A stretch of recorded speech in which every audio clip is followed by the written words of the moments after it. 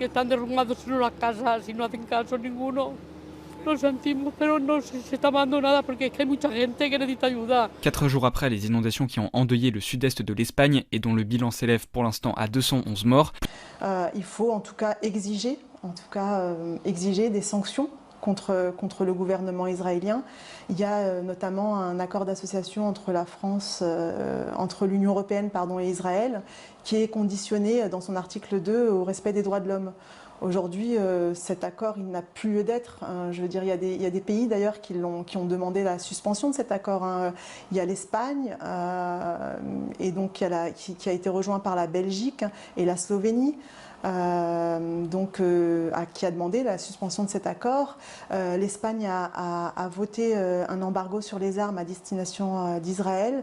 Ce n'est pas encore le cas de la France, par exemple, qui continue de livrer des munitions à l'État d'Israël. Donc il y a des processus qui ne sont pas mis en œuvre, de processus de sanctions internationales que beaucoup d'acteurs internationaux demandent, que la Cour internationale de justice demande également, qui ne sont pas mis en œuvre. Et je pense que déjà, si on avançait sur ce terrain-là, il pourrait y avoir un changement de situation, mais on n'en est pas encore là malheureusement.